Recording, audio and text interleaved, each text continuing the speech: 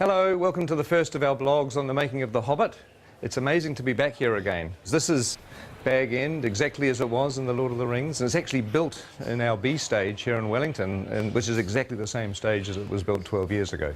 We've been shooting for a few days now, and I just wanted to take this opportunity to give you a little look at the lead up to filming and some of the pre-production that led up to the first day of our shoot.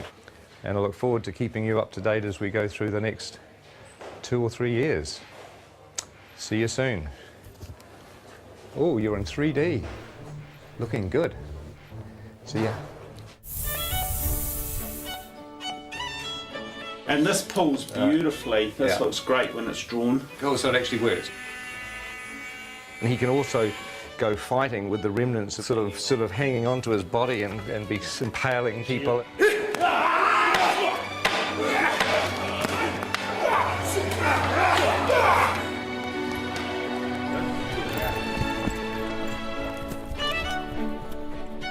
We wanted to create a very non-human shape.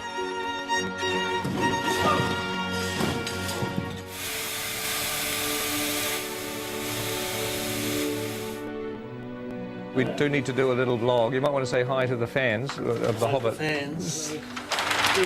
Yeah. Shy artists. Oh dear, oh dear. So we're going up to wardrobe, and we're having a look at a couple of dwarf wardrobe and makeup fittings, which is always exciting. Not that we'll show you much in this particular vlog, because we'll save that for the future, but at least you'll get to see a little bit of our wardrobe department. A lot of very busy people working, and a lot of costumes. A lot of interesting textures and detail and leather and embossing, and it's all pretty cool up here. It's like a sort of a big wizard's workshop.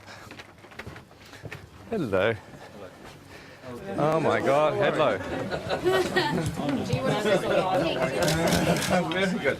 You can use them like a mace. Oh, yeah. So you can just absolutely. swing knocking and then cut the throat and whack it. Glenn was saying there's a nice bit where you just go and take out about 10 orcs. Right, with the, yeah.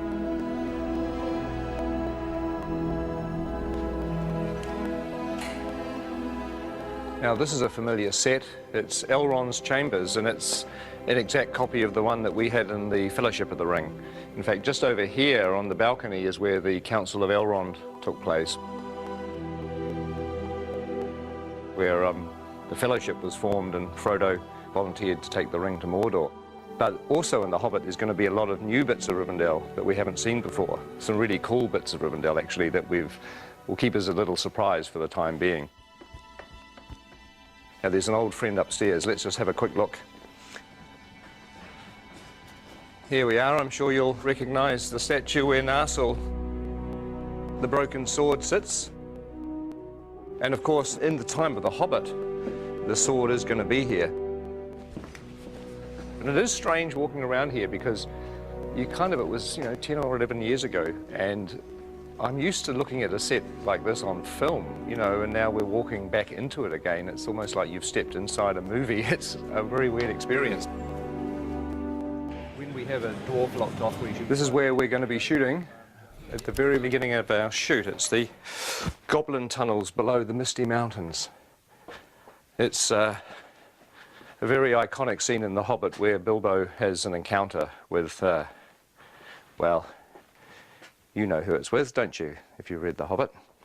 No need to spoil it for anybody that hasn't.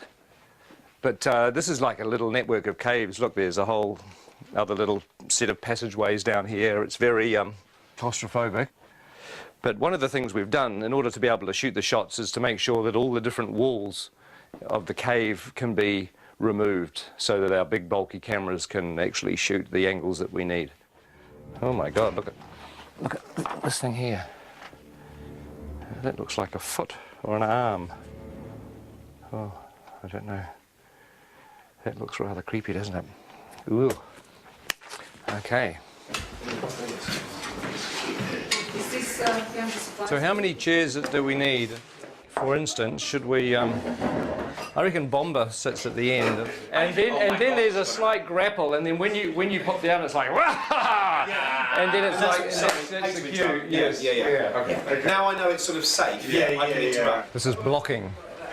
This is sort of not really rehearsing, but we're kind of getting, the actors are walking through and we're sort of talking about what to do with the scene, and it's actually fun because it means when we come to shoot this, we've got a plan. It'd be good if you come forward and then you realise there's something on your foot, and perhaps you try to get rid of it first, you know, and then you kind of. This will be fun. This will be more fun when everybody's in makeup and costumes and dying of the heat. Sort of on the corner of the table, we've got Kelly. Awesome. Next to Kelly, Philly. And then Dory, and then Nori. Oh my God. Ori, Dory, Nori, Biffa, Bomba, Biffa, Biffa, Gloin, Oin, Nori, Dory, Nori. This is a nightmare. We'll have Gandalf here and Thorin, so I thought it would be good to give you this whole doorway to play and be kind of... The fire will be blazing as well. What are you having, say? Oh, is it? Oh, I see. Oh, well, my prediction is it's all going to go incredibly well on the day. Don't you agree?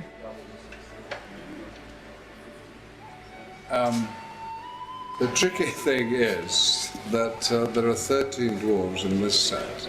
The good news is you're not in a fat suit. No. I am in a nose and false eyebrows, a wig, a moustache and a beard, but you're right, no fat suit. You're way ahead. Yeah, you're a winner. You're a winner every step of the way. And we can stick a fan up your robe just to sort of give you a bit of air conditioning. Promises. Well, that's going to work with a little bit of finessing. That's going to kind of work.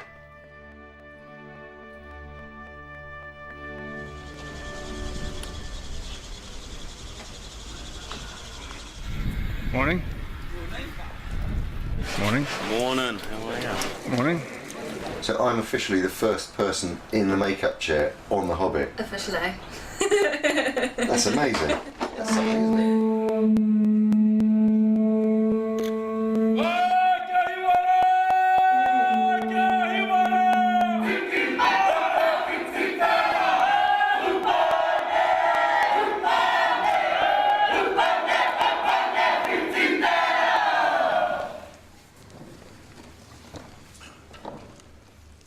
Ngā mate, kua haere ki te pō, haere, haere, haere atura. My name's Richard, I'm from London, England.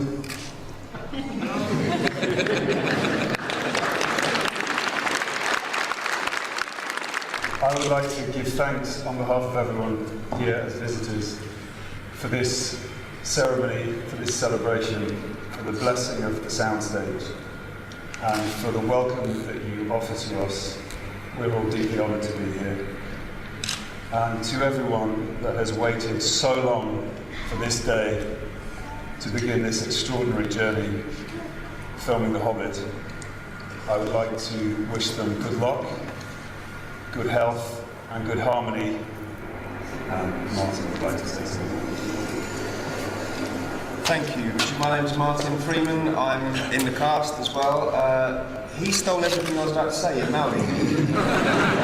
As Richard said, this has been a long time coming today. It's been even longer than we thought it would be. So I hope at the end of this journey we are all as close with each other as at the moment we have the potential to be. So thank you very much.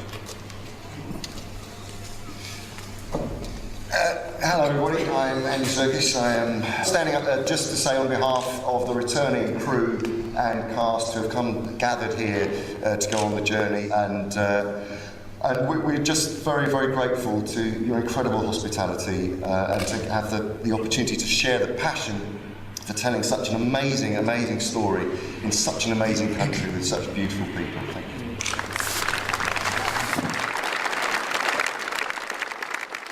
You know, for a long time I thought that going back to the amazing experience of Lord of the Rings wouldn't be a good idea. But really, you know, now I've come completely around, because films are stressful and they're hard to make, but ultimately what makes them fun is the people that you work with. And the fact that, you know, we're going to be working with a lot of the old gang, with a lot of friends, and obviously making some new friends is really the point of being here. So I'm extremely thrilled. If somebody came up to me today and said that we could carry on pre-production for another 6 weeks, I'd say no. Hell no, let's just start shooting.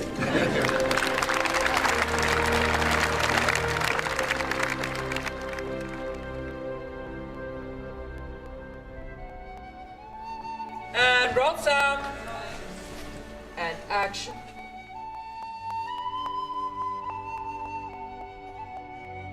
In a hole in the ground, there lived a hobbit. Sky darkens. And flames. And cut. That's great. Good. We got that. That's Fabo. Fabo. Thank you very, very much. Yay! That's the one. Hey, well, thank you very much, everybody, for a great first block. And have a great break. Everyone's having a break, and we will see you back here soon enough. Ladies and gentlemen of the second unit, that is a wrap on block 1.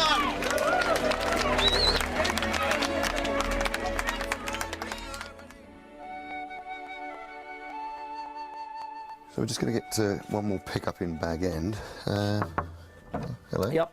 Come on. Oh, sorry, hi Pete. Hey, Andy. How you Come on doing? in. Just wanted to do one more pickup in here, if that was all right. What's this? Oh, this is the video blog pickup. Yeah. That's right. There you go. End of block 1. But anyway, we just wanted to say hi to everybody because we haven't done one of these video blogs since the beginning of the shoot. God, it feels like a lifetime. Oh. It doesn't, because the first week of shooting we did with Andy as Gollum. Use this precious thing we eat. You weren't a second unit director in those days. You were an actor. You were an old-fashioned. And now I've crossed over to the dark side. You've now gone to the dark side. I'm white. I'm absolutely white. That's all yours. Is it? Oh, right, okay. Just give us a good battle. Yeah. Okay. I don't know how you do it.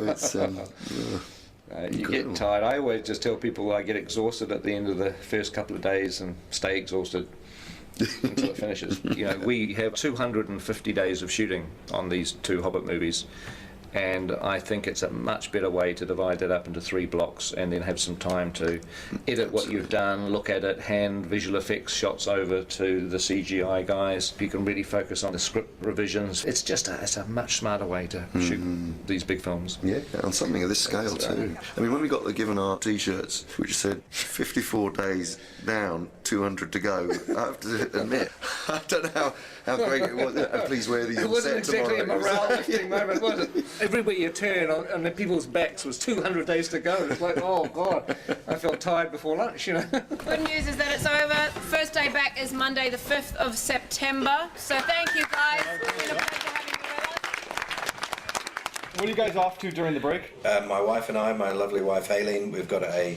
holiday in the South Island of New Zealand planned. And my lovely, gorgeous wife Nicole and I are just going to work on the house. I'm leaving shortly after talking to you for London, which is a long journey, by plane, and once there I immediately go into production of a play I'm going to do by Eduardo de Filippo. I'm going to America, to Pebble Beach, in a week to play some golf. Work on my tan so that I can really freak the makeup people out when I come back. I'm having a break. I'm having 4 weeks off. Bit of sleeping in. My favourite hobby. First, we're going to Australia to see our eldest daughter. I'm going to run a marathon. I'm going to attempt to sort of write and record a bit of a psychedelic sludge rock album. Hitting the fabric shops in central London. I go home to Thailand tomorrow. To Barcelona.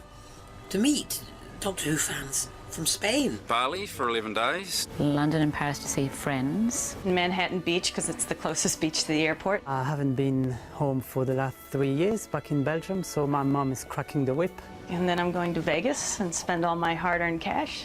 Do some more swimming and lots of golf.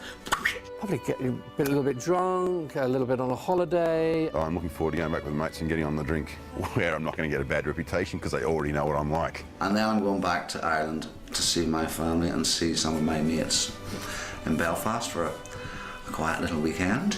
I hope no one phones me for about 3 weeks at least. Hopefully come back totally refreshed and ready to rock on the next lot. What are you doing on break, Andy? Well, I'm going back home to maybe have a little bit of time off to go on holiday with the family, and then really, before you know it, I'll be back. It's weird because you get to this point when you're at the end of a block of shooting and it sort of almost feels like you're going on vacation, but it's not, because on Monday morning I'm in the cutting room editing, and I've got to have meetings with Alan and John and Dan about designing stuff for the second block, and with Richard Taylor about all the things he has to build. So in some respects I'm back into pre-production again, but also I'm in post-production because I'm editing. Plus we're in production because we're shooting these movies. So it's sort of like being in pre-production, production and post-production all at the same time. It kind of gets a bit screwy. But before I get to do any of that, I've got to jump on a plane tomorrow morning and go location scouting down the South Island. So we'll take some good pictures. Yeah, I will. I'll take some good pictures.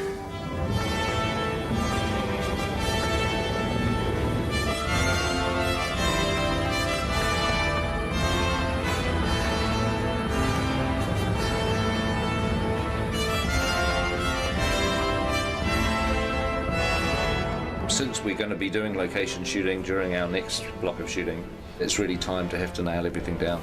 Well, on the recce there'll be, it's usually about 17 of us that go. We get around in 5 helicopters usually. It's quite a spectacle when we turn up. Peter, Caro, Zane, Bridget, Andrew, Dan Henner, Simon Bright, art director, Steve Ingram, John Howe, Alan Lee, Eric Sandin, we have Tony Keddy, the grip, Reg Garside, gaffer, myself, location scout Dave Comer joins us, and Peter's assistant Sebastian, the ever faithful Sebastian's there. Here on the mountains I put my hand out and a cup of tea slides into it. That's what we like. There's even a Starbucks up here in the Southern Alps.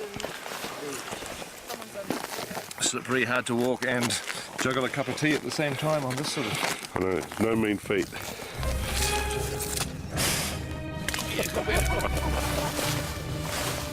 I never come prepared to these things. I always somehow imagine it's going to be dry and warm and nice. At least it's not raining. We'll be not just scouting, which is essentially searching for locations, we're now returning to the locations that we liked, and we're going to start to talk about the logistics. The old thing, by the time you've helicoptered everybody in and then you've got to helicopter them out before nightfall, you're not actually here early morning or late afternoon. No, right, yeah, during the middle of the day. It's all broad daytime. Yeah, unless you camp out here. Well, that's just, yeah. On set, we are allowing approximately half a rugby field for the essential equipment trucks, and then our marquees, crew parking, and also unit-based parking, which is where all our makeup and costume facilities are. If you make a path along the edge of the swamp in this... In essence, we need to create space for 2 rugby fields of equipment. It's weird on locations because you're standing in the middle of a mountain or a valley or some beautiful place, and you're having to figure out, you know, where are we going to put the crew tents? Where are people going to get changed? Where are the portaloos going to go? Because all that stuff has to be where you're not going to want to point the camera. You can have Gandalf and the dwarves sort of running up over this brow here and scurrying, hiding down behind these rocks, and just as they get there you crane up and there's one. The last thing you want to find out in 6 months' time is you're standing on this beautiful mountain and saying, wow, this is exactly the shot I want to do, and you find you've got, you know, 20 portaloos right in front of the camera. That's not what you want to do, so you've got to figure all that stuff out. We've got to keep looking. It's sort of sooner rather than later, isn't it? Yeah.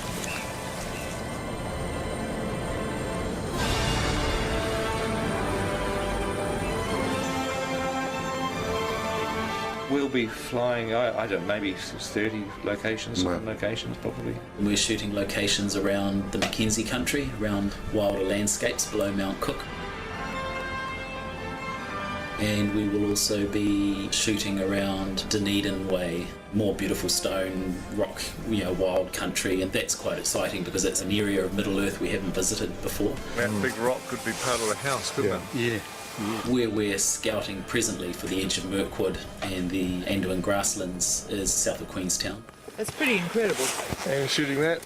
We're still searching and trying to work out how we're going to shoot Lonely Mountain, Misty Mountain paths. Lonely Mountain should be by itself, but you can look over in that direction there. There's still a few rivers that we're scouting for. Yeah, I think we're getting pretty close to photographing every decent river in New Zealand now. It would be quite funny to have 13 barrels all in the middle of this thing. Just going nowhere. Yeah, with the guy shouting, come on, get on with it. Come on, move ahead, get on, go faster. Is it a floater? It's quite heavy.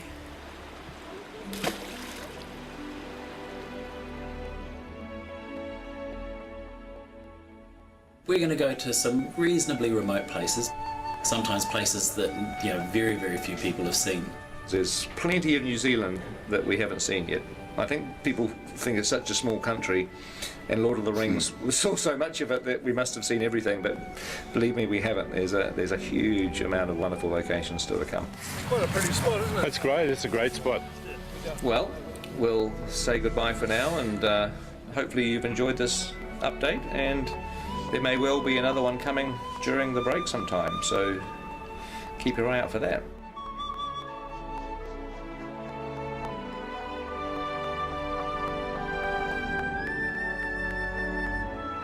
Hello and welcome to our next video blog. I thought it would be good to carry on talking to Andy Serkis about some of the fun and games we had during our first block of shooting. Andy,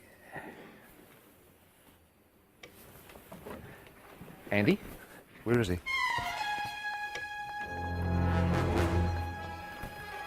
Andy!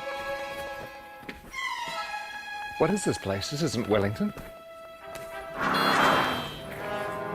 Where am I? Isn't this where James Bond crashed his Aston Martin in 1964?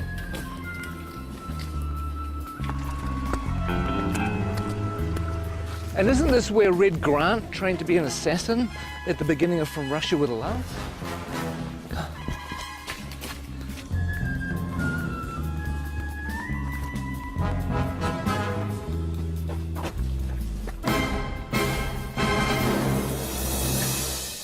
You know what? I think we should just run the blog anyway.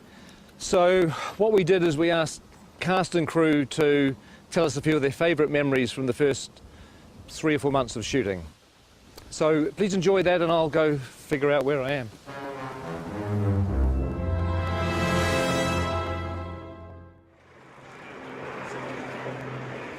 What are the things that stand out for you the most from the first block? I think for me, my favourite stuff we've done so far has been Gollum's cave. Was that precious? The way that Pete did that scene, it felt like I was watching a play. It was sort of like you could just sit back and watch these amazing guys do their thing. Him and Martin together were fantastic. It was really cool. Trying to get back into the head of Gollum. I don't know if I ever told this, but it felt like kind of doing an impersonation of a character that I played yes. a long time. It was weird because it was like, you know, having to re-own it again. Yeah, it was pretty cool. It was a nice way of starting. I felt sorry for Martin because he was suddenly thrust into having to find the character of Bilbo and have to deal with you for a whole week, going at him the whole time. I mean, it must have been a bit intimidating. Blazes and splashes. That's a meaty mouthful. Yeah. It's going to be a good movie. Check it out.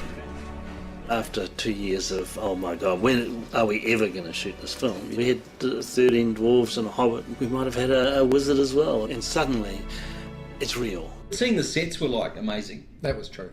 I mean, coming to Bag End for the first time and walking through. That was our first day, wasn't it? It was, first day on the job. That was amazing. Can you name them? Name the dwarves. Ori Dori Nori, Biffa Bobba, Biffa... Biffa Bobba Biffa, Ori Nori, Nori. I can never remember. See, that's the problem. You can't even remember who they are. You have Philly and Kelly. There's Thorin, and there's Loin, and there's Oin, and Dwalin and Balin, and there's Biffa, Buffer and Bomber, and then there are the three Dori, Nori and Ori. I think that's it, isn't it? I think so. 13 Dwarves is one of the reasons why I dreaded The Hobbit, and why I really didn't think I was going to make it for such a long time. But the irony is it's turned out to be one of the joys of the film. Oh my God.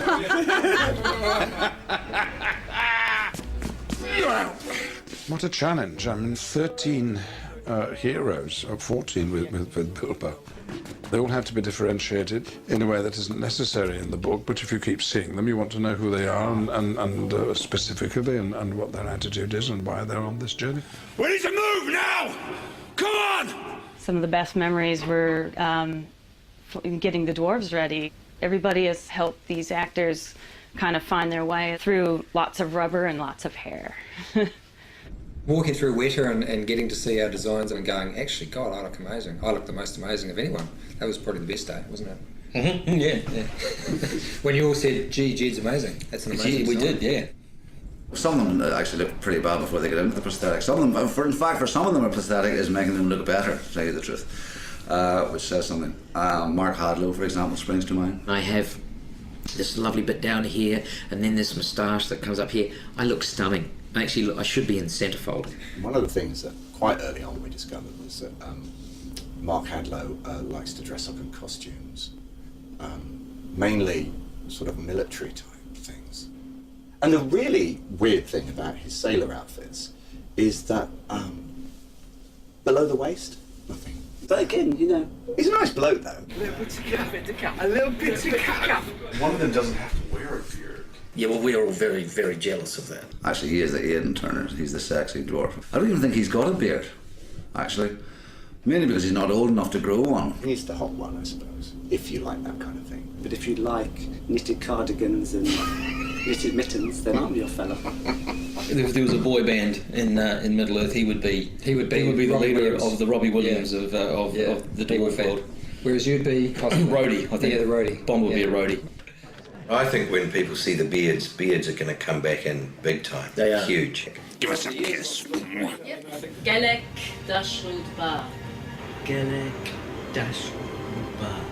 We've all learnt a bit of the dwarf language, Cosdor, so we all have a kind of selection of words to fall back on, curses and battle cries. And when we speak Dwarvish to each other most of the time when we're on set. Okay, here goes. And Peter can guess what it is, and then I'll tell people. Caused Belcour. Caused Belcour. Caused Belcour. Peter? It means mighty dwarf.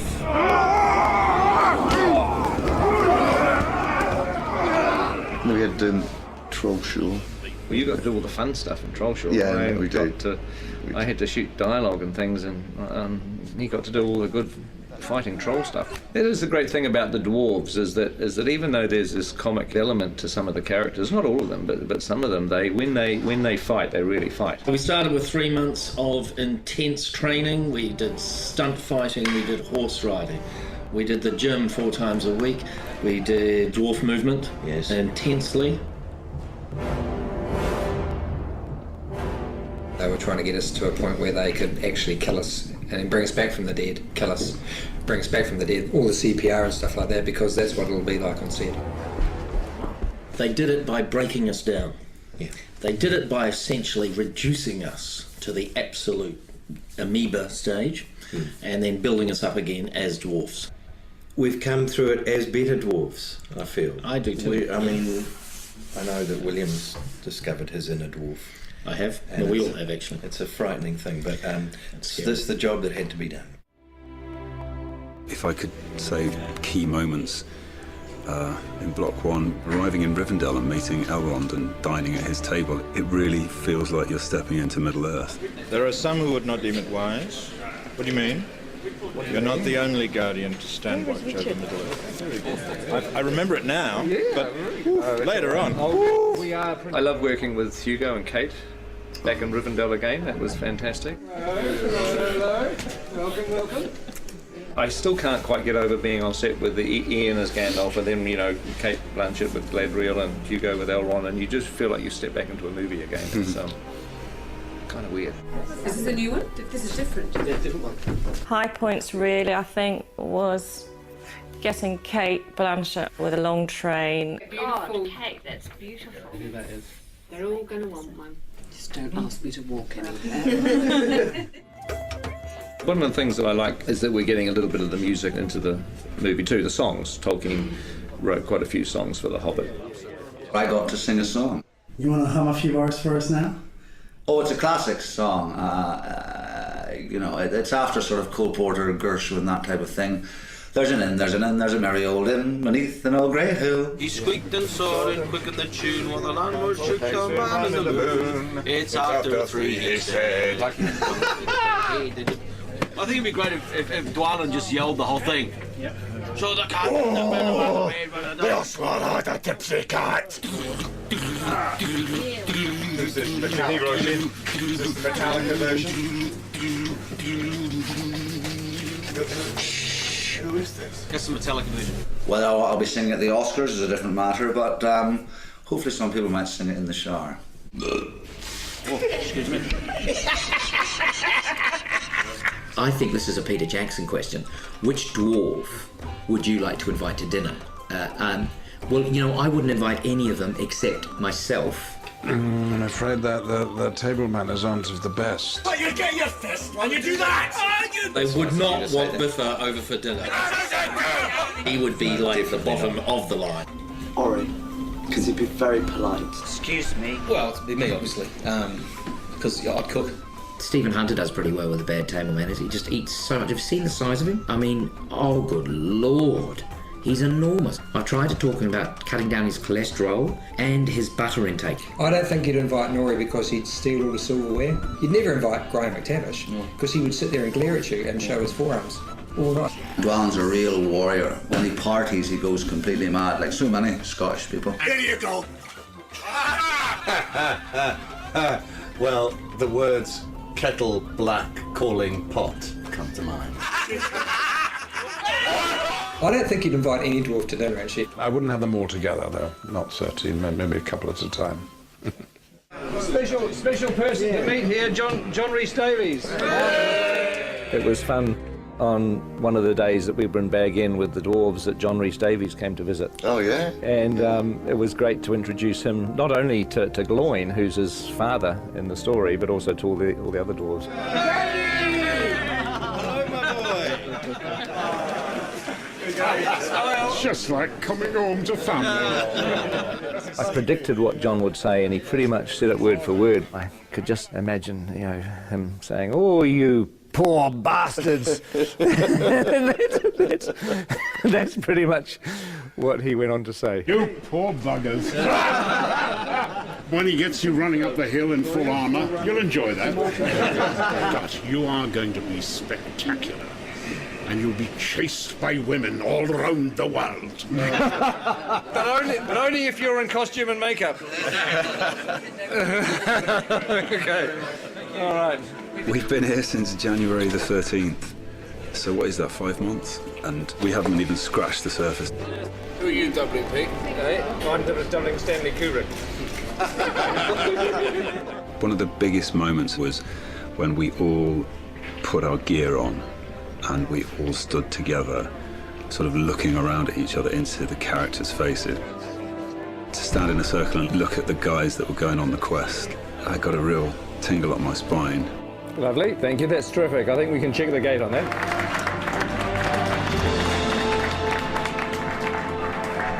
Thank you very much. Thank you, guys. Thanks, guys. Thanks very much. Thank you. Bittersweet moment, but it's time to leave. Hasta la vista. Then driving off. I'm waiting for somebody, sorry. It could have been even... I know. Just go. Oh, really? Yeah, just go. We've had enough. Go. Are you wrapped? No, I'm not wrapped. They're keeping the good people. Okay. Oh, hey, Go again. We'll go hey. now. Hey, Okay, we'll go now. it's a bittersweet moment, but it's time to leave. Hasta la vista. Well, I hope you enjoyed that. I don't know whether there'll be any more because I have to find New Zealand, which I've lost. I think it's over here. Who is that odd little fellow? Action. Cut. Lovely. Hi. Welcome to our new blog. This time, we thought we'd talk a little bit about 3D. Get a good look at your opening shot. Yeah, okay, there you go. Just arm in a little closer. Just watch your back. Hi, I'm Angus. Welcome to the world of 3D. Shooting The Hobbit in 3D is a dream come true. I mean, if I had the ability to shoot Lord of the Rings in 3D, I certainly would have done it. What I actually did on The Lord of the Rings is I had a 3D camera taking 3D photographs. Hopefully, one day, maybe even on 3D Blu-ray, we might be able to actually show you some of the 3D photos from 10 or 12 years ago. 3D and I've got reading glasses, it's all good. But now the reality is that it's not that difficult to shoot in 3D. I love it when a film draws you in and you become part of the experience. And 3D helps immerse you in the film. The essence of our camera system is a camera called the Red Epic. Really, it's this thing that enables us to shoot 3D on the Hobbit. But of course, to shoot 3D, you actually need two cameras. The problem that we have in the cinema world is that the lenses that we use are so large that we cannot get an interocular similar to a human's, which is the separation between your eyes. For us to get the two cameras as close together as possible, they have to shoot into a mirror. We have to use a mirror system, which is a rig that's designed by a company called 3Reality. One's left eye, one's the right eye. One shoots through a mirror, the other one bounces off a mirror, and so the two images are perfectly overlaid. With using two eyes, we can move the cameras apart and also, more importantly, is find a convergence point. For example, see around someone's face, just like you're looking at a friend. The convergence point is the screen plane itself. 3D forms two places: positive space, which is inside the box, what you see behind the person who's standing on the screen, and negative space, which is what you feel comes out into the audience, an arm, a bullet, or whatever you want. And the whole idea with these rigs is you can change the interocular and the convergence as we're shooting. We can see that separation on a 2D screen with a left and a right eye overlay. So we can do this live throughout a shot, changing our 3D effect the whole way through. Roll sound. We're watching the movie in 3D as we make it. That looks so good. You almost feel like you're in it. A lot of people have an image of 3D being big and cumbersome, and that's true, but we've got a lot of different rigs that we've built for different purposes. It's actually easier in this weird 3D world to have different camera systems for different uses. So this is a camera that we built to go on a crane that can move around and it never comes off the crane. This is the TS5 in a handheld mode. It's our main workhorse camera. It's light, it's small, so it allows Peter to get into very tight, narrow corridors and caves as if he would with a 2D camera. Oh, yes, yes, yes. You know, mobile camera work has always been very important for the films that I've made, and the last thing I wanted to do when we went to 3D was to restrict or change the shooting style. So with the camera doing the help as well, you don't need me to do much.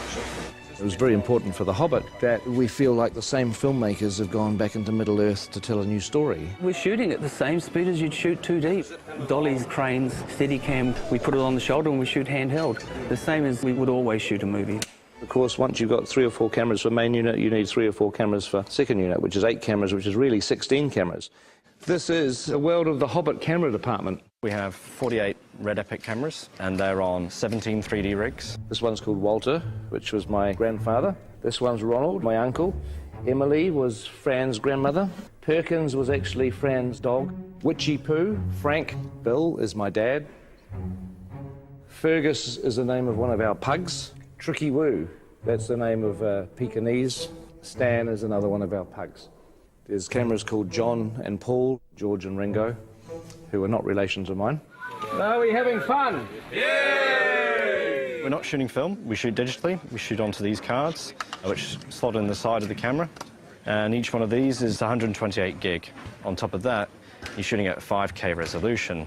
A very sharp, clear image. Needs like a chart, but you know, like 5K's there, 4K's about there, and then your 1080 home TV is down here, so it gives you sort of an idea of the amount of information that we're actually capturing on these. Let's do another one of those. 48 frames, yes. Yep. We're shooting The Hobbit at a higher frame rate, at 48 frames per second, which is twice the normal 24 frames. The human eye sees 60 frames a second, so 48 frames is more of a natural progression toward giving the viewer what they would actually see in the real world. The people who have seen scenes of The Hobbit at 48 frames a second often say that it's like the back of the cinema has had a hole cut out of it where the screen is, and you're actually looking into the real world. Once you add stereo, and it gives you that extra ability to control depth, you can devise ways in which it can become part of the storytelling of the film. For instance, in Mirkwood, we really play on the fact that it's a forest that's kind of hallucinogenic almost. It draws you in. it makes you part of it and you may never get out. What we want is just to stay where you are and then... Stay back! Stay where you are! Mirkwood is a big forest and it's full of vines and sinister-looking trees, I suppose you say. It has a lot of things hanging down, a lot of things coming from all sorts of angles, and it helps us with the 3D to be able to push into that and try and get the audience to feel that they're actually trying to move into the forest with the cameras and give it that dark and look over your shoulder feeling. Colour-wise, with the red camera, tends to eat colour a little, and so we add more colour. If you look at the ungraded footage, the trees look incredibly psychedelic. They look like they were painted in 1967. We wouldn't normally be quite as bold as this, even in Mirkwood, which is an enchanted forest, so it's like we oversaturate. Look! In the movie, they won't look anything like that. They'll be graded down and you'll just get the barest hint of colour in the finished film. They're coming back! 3D 48 frames is pretty unforgiving, and we have to change our whole way to go about coloring these things, because what we found out in early tests that if there wasn't enough red in these pieces, they would punch up yellow and react differently than normal skin with blood running through it. So here's an example. This is Graham McTavish as Dwalin, and we've had to add a lot of red tones to his makeup. So if you notice, if you stick your hand up next to your face, how incredibly pale this man is right now. I've barely seen daylight for the last 6 months, that's fine. Yes. So we have to add the blood in the piece to make him look like a normal flesh tone. It looks freaky now, but on film it's going to read beautifully. Fingers crossed. With the 3D HD stuff, it is amazing how when people's hair moves around on the wigs, it has to actually be the real thing. It has to be real hair. And you find, because the number of frames a second you're using and so on and so forth, if you've got real hair moving around, it just looks real. I've never worked on a film that's 48 frames per second and uses the cameras that we're using. It's challenging to look for fabrics that work. I know full well that a fabric that we bought ages ago for a dressing gown for Bilbo would probably make people feel sick if they saw it on camera. It's got spots on it with a little spot inside it, and it would just be like someone throwing stones at your face, I think. So I've avoided that fabric like the plague. It's in very poor taste! Others are just a joy to behold, and the camera picks it up and the audience could see every last detail. So in that sense, it's really exciting. This film is really breaking new grounds in many ways as far as the technology of the filming goes. But John and I are still working in our time-honoured methods of pencil and charcoal, composing pictures in 2D. And we thought we'd try and come up with some way of actually incorporating a 3D aspect into the way that we were producing the concept art. That might communicate more clearly to Peter and to the other technicians. So what we're doing is 2 drawings. One is in red, one is in blue, and the 3D glasses have a red lens and a blue lens, one for each eye. Don't go too heavy. This is probably the first serious cinema production where the actual concept art has been done in 3D. Rather than sharing just the same office, we're actually sharing basically the same vision. Vision, yeah. There's been a bit of a tendency for me to take on the blue, and obviously, you know, sitting on the right-hand side of the picture, it's easier to actually get your head around the left side. It doesn't make sense when you try and explain it like that. It's a huge help for Peter because we're actually proposing the full depths. I mean, it means Peter has to wear glasses when he looks at our art, but... Yeah. My God, coming at you, look at that. Whoa! If you happen to have a pair of glasses like these at home, you should be able to see the artwork in 3D. You look great. Very three-dimensional. You've definitely improved. I know. So I hope you found this blog interesting. I know it's a little frustrating because just about everything we've been talking about you can't actually see at the moment. You can't see the 3D, you can't see the 48 frames, you can't see the 5K, but you will. December 2012, you'll finally get a chance to see what we've been talking about. Anyway, I've got to get back to set. It looks like they're almost ready for me down there. We're actually shooting today, as you can see, in a pine forest, but it's not really a pine forest. It's a polystyrene and plaster pine forest. But very shortly, we're going to be leaving the studio and moving on to locations for a few months. So the next time we see you will be from a location somewhere in New Zealand. Catch up with you soon.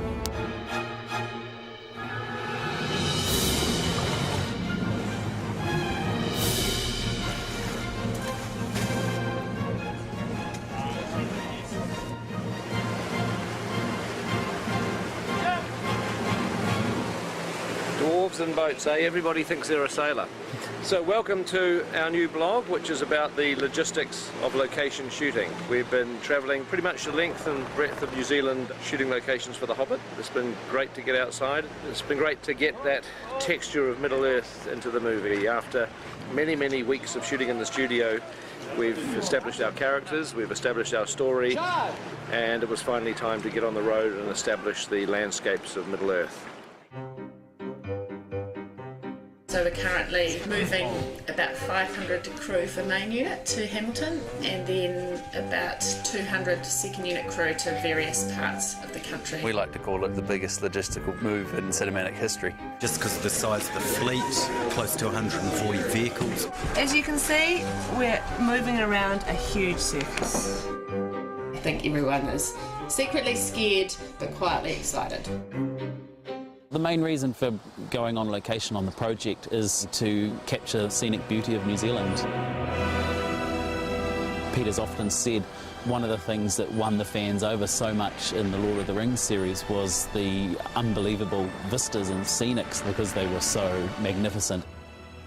People are really excited about getting outside and taking this on the road.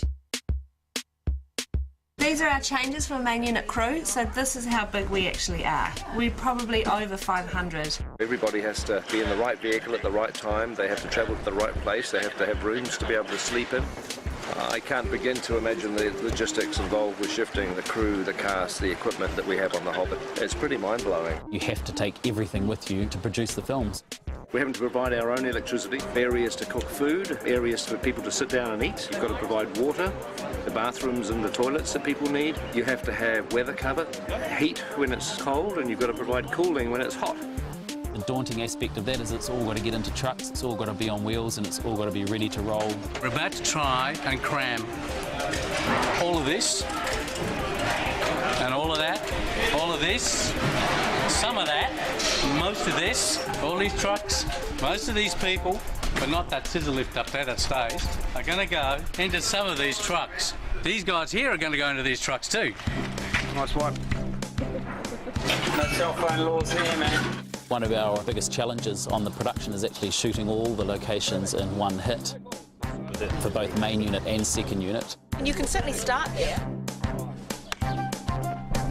We're away for about 7.5 weeks if the weather holds up, so we're basically praying that every spot we go to in the country is sunny and beautiful. First location is Matamata up in Old Hobbiton, so returning back to the first spot from Lord of the Rings, which is pretty exciting. Fantastic job, and we're out of here at 4 o'clock in the morning. And as you can see, we're totally under control.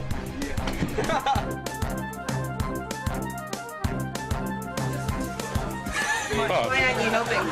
I've got to carry this. We're going to some of the remotest locations of New Zealand, and if there's one thing Grips can't live without, that's the latte, soy. That's right. We're getting ready to go away, and so far we haven't packed anything. And tomorrow is our last day. With 30-odd Hobbits doing a big scene against green screen on for Hobbiton. This is my Louis Hobbit, my Sonny Hobbit. So we need the largest team on, because we've also got to try and pack. And then they're going to say, where did you pack it? Because I don't need it. Where's that wig? Did you put it away? No, we've got to put it on his head now. And we'll all be here till midnight trying to load up the buses because they leave at 4 o'clock in the morning. Be sure to pack scotch, tequila, wine and beer, a heap of plants, 3 razor blades, 60 kilos of toilet paper, a few artificial trees, socks, and some Jägermeister. Last day Wellington, so everything needs to move. We've got a stock truck coming in to take our 49 mixed-age sheep, 15 chickens, 9 goats, 5 3-year-old steers, 4 pheasants, 2 Muscovy ducks. We've also got Michael Jackson, the walking chicken, on the lead. We're just going to take you through, get your contracts done. We've got lunch packed for you to take on the road. So just follow me. The keys are in it? Keys are in it. We've got GPS units installed in the trucks purely so we can watch what's happening as they move up and down the country. If you don't arrive, we can't shoot. Last truck should be out of here in half an hour, and then Hobbiton. Crikey. Just remember, the reason you're on this plane is because you're so valuable to the production.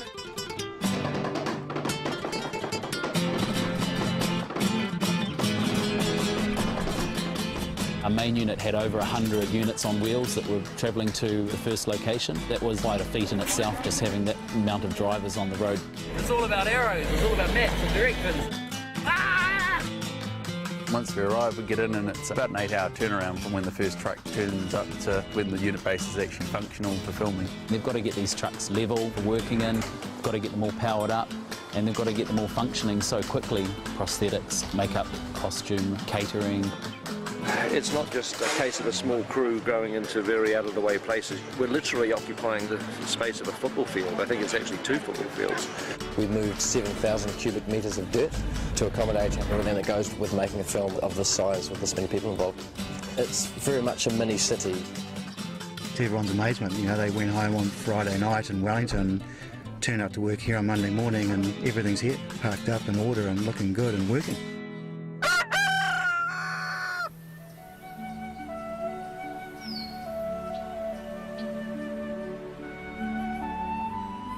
It's okay. Rough day at the office today, Mom. So after 110 days in the studio, we finally make it out into the sunshine. But I'll tell you what, Hobbiton is looking fantastic. The art department and the greens department have been working on it for nearly 2 years. The grasses have grown, the flowers are out, and the plastic ones have even bloomed. It's weird when you come back to a place that you literally thought you would never see again. This is a great spot. To be standing there with Elijah dressed up as Frodo, it was the nearest thing I think I'm ever going to come to a time machine. This is actually the first time I'm stepping foot down into Hobbiton. I'll never forget that feeling of coming to Hobbiton for the first time.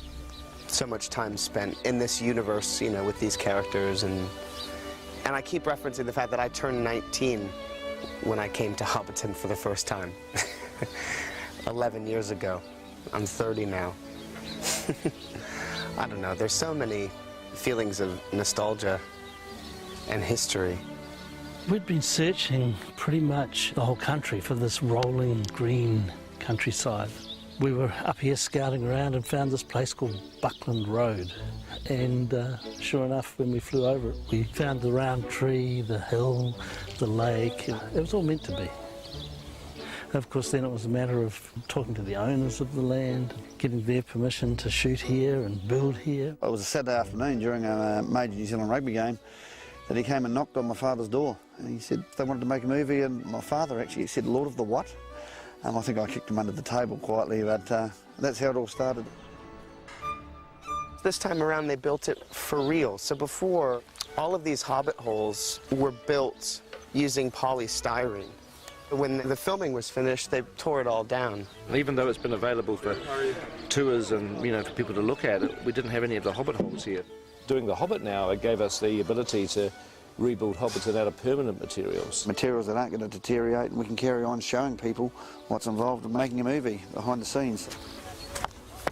It's all, I mean, that's actual rock, stone. It's pretty amazing. Hobbiton is going to stay exactly as it is today, which is fantastic. There's real wood, there's real stone, real bricks, and it's going to be here hopefully for decades to come. Yeah, no, it's a great gift to the people of Metamat, and as Minister of Tourism, I'm all in favour of it, so well done. Some prime real estate. I'll get you two, I'll get Peyton. Hobbits. Oh, Jordan. Hello. Hello. Hello. You guys having a good day? Yeah, it's good. How are those feet treating you? Yeah, they're okay. Are they? When you're at Hobbiton, you forget that you're on a film set. Seeing it like this kind of living model village is just extraordinary. You just totally believe this place exists. And that's because it does. Maybe I've smoked a little bit too much of this now. It's an authentic village. It's 100% 360-degree, look wherever you like, little Hobbit village. You can imagine just being a Hobbit in this environment and get up and have a cup of tea on the doorstep and listen to the birds and the frogs, and children running around, or go to the market, buy a big bottle of beer and drink it. I'm loving it. You're not really designing a film set, you're trying to put yourself in the mindset of a Hobbit and figuring out, well, where would you like your house to be? There are 44 personalised Hobbit holes, and each Hobbit hole has the different little details depending on their location. It's kind of amazing, the door's actually open. Hello? Hello? No, nobody home at the moment. They must be at the market. Welcome to the set of The Hobbit. So how did you get involved in this? My 4 daughters auditioned and they all missed out. And I got in. So I wasn't a popular father at that point. You guys are up for stealing, aren't you? Yeah. Oh, hell yeah, good. Big bad hobbits. Check this out. Oh yeah. I'd like to get a nice comb over. Is this going to be in the movie? Yeah, we can cut that. That's fantastic. We've got that. So we've just finished our first week on location. But, you know, I just wish I could move into one of these hobbit holes. I mean, this would be an absolutely idyllic place to live. It really would. This is the sort of place that I would very happily retire to. In fact, might think about it tonight or the next day. It would be good retiring here. That would be quite nice. Bye-bye. I hope you enjoyed the first part of our location blog. The second part will be ready very early in the new year. And in the meantime, we've just shot the last shot for The Hobbit in 2011. So it only remains to do one last thing, which is to wish you all a Merry Christmas! Merry Christmas! Champagne! Very good. Welcome to the first blog of 2012. We're shooting part 2 of The Hobbit today. I'm here in Lake Town, but I can't show you anything. I can't show you the amazing set that's over there and the incredible thing that's over there because you're not allowed to see that till 2013. But what we can show you are the continuation of our location adventures.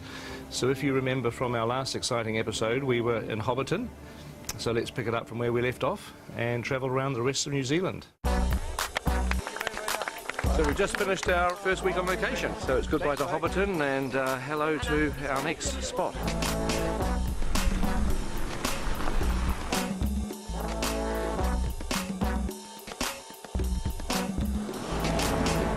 Here is the weather. In Pew Pew today, it has, of course, been raining. Yeah, welcome to Denise Bluffs, people. We've brought the weather with us, which is great. We don't have the umbrellas in the movie, by the way, just in case you're wondering. No, this is the colours clash.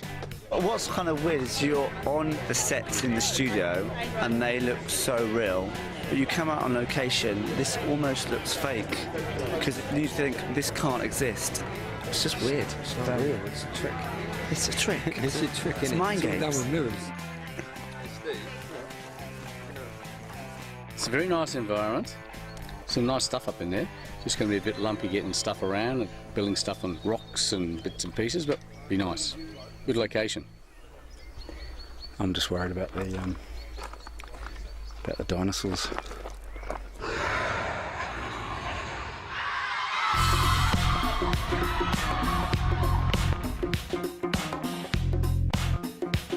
So here we are at the Tudoa ski field on the flanks of Mount Ruapehu. This is the second oldest national park in the world. Very ancient vegetation, magnificent colours, magnificent textures, but very fragile. And hence we've gone to exceptional lengths to actually make sure the impact on the site is minimised. So it's about scaffolding, it's about elevated boardwalks to keep people off the vegetation. We built the world's biggest ramp, as far as I'm concerned, to get down to the thing. And everybody sort of walked out to the edge this morning and looked at it and sort of, jaws dropped and went, wow, okay. So that's how we get onto set today. So this is my favourite location. It's beautiful. There's a mountain, there's a waterfall, there's a beautiful view across the valley there. It's one of those sort of archetypal Kiwi places that you think, God, New Zealand has such amazing landscapes. Jesus, it's a bit sad when the groups are going past the line and they're carrying everything. Yeah. Andy Serkis jumped in the icy cold stream to chase the fish as Gollum about 12 years ago. Just over there.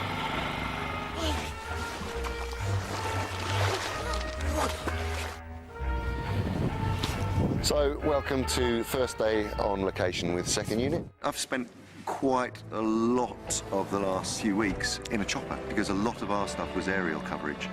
We'd take off and choose our line and choose the way that we were going to shoot it and how we were going to reveal the landscapes. So we're using the space cam on all the aerial stuff on this show. This particular rig is set up for 3D. There's a chopper behind me, isn't there? The bonuses of being on second unit is that we do a lot of locations that are too tricky or time-consuming for main unit to go to, so a lot of our locations were helicopter-only access, so we got very, very good at loading in and out of choppers.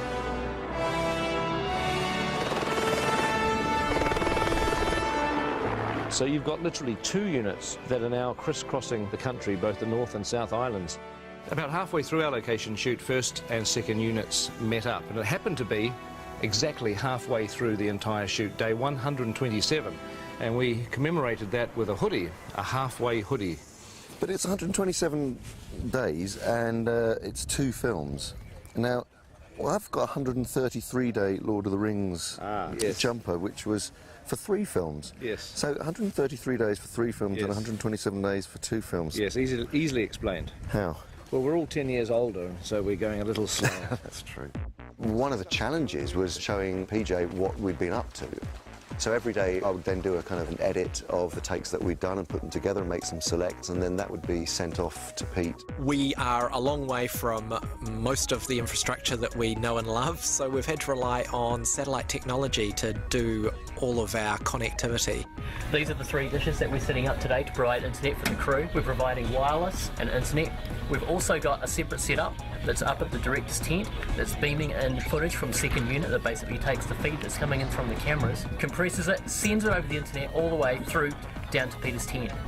So far we've probably used about 6 kilometres of cable on the job. I'm not sure where it's all gone, but we keep on ordering more of it.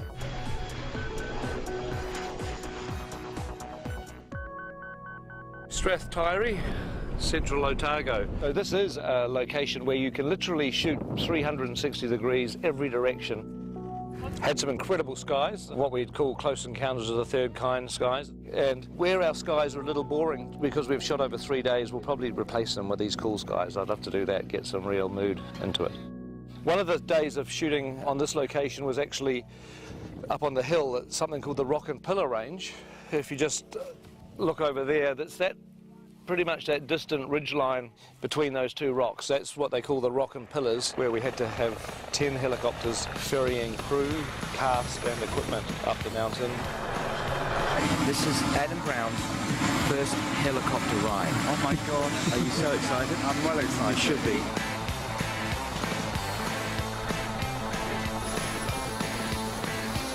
Yes. In! Oh, he's in! He's in!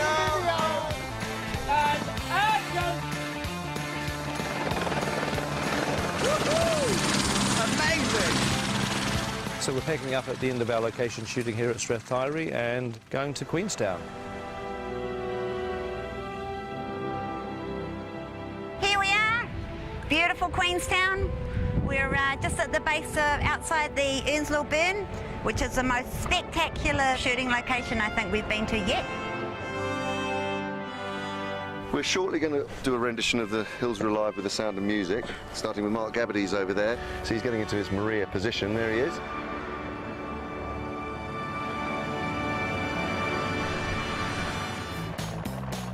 It's snow. That fig was a bad choice.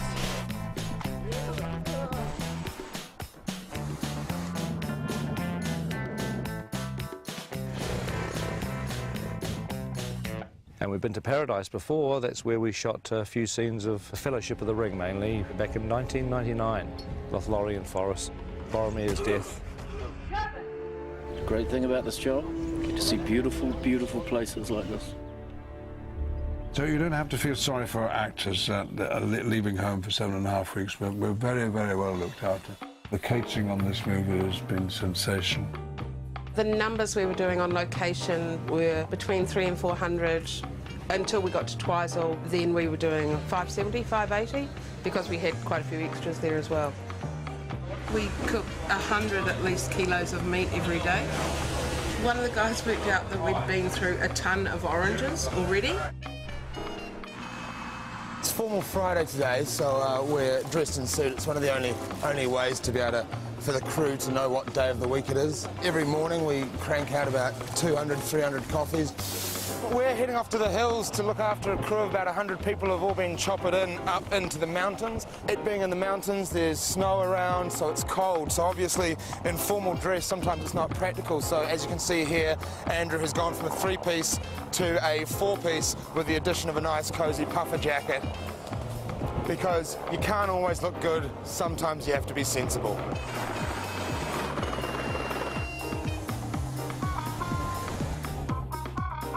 Sometimes you take for granted the scenery of the country where you live, so to come out on the road is really amazing. Good morning. Thank you. Oh.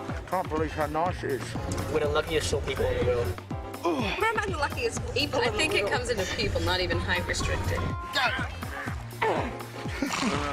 New Zealand looking at its spectacular best, and a lot of very happy actors cavorting around in front of it.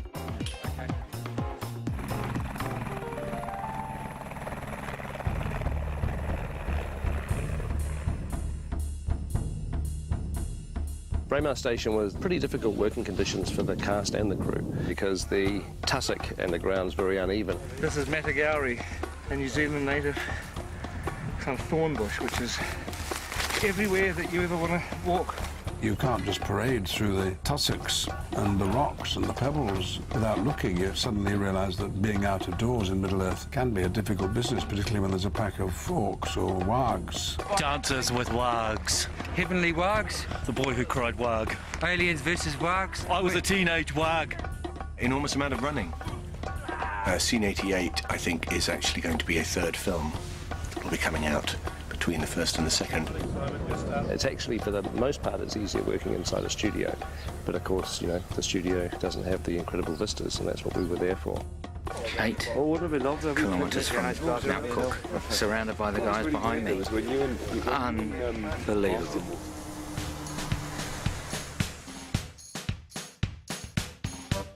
This is the Pelorus Bridge over the Pelorus River where we are shooting today. I think my favourite day on set, unquestionably, was floating down the Pelorus River in barrels. Finally going to put our dwarves in barrels. It actually looks like fun. I'd do it myself if I wasn't busy doing other things. Oh my God! Today we're swinging over the river. We've got some dwarves coming down in barrels. Keep going, everybody. That's good. Yeah! That was way cool, and if they ever make that a ride at any of the Warner Brothers movie worlds, lifetime pass, please. While we were at Pelorus, our location shooting came to a pretty dramatic end because the police arrived and said they were about to issue a severe weather warning. Okay, we need to shoot, please. It's raining. We need to get going. B-marker. And I've never seen a crew pack up their gear so quickly. The very next day, everywhere where we were standing, where our equipment was, our cameras, our actors, the director was under floodwater. It was incredibly dramatic. The rise in the river level was like 20, 30 feet. And that's location. Yes. So that's the end of our location shooting, and we are about to go into our last 100 days, what we're calling Block 3.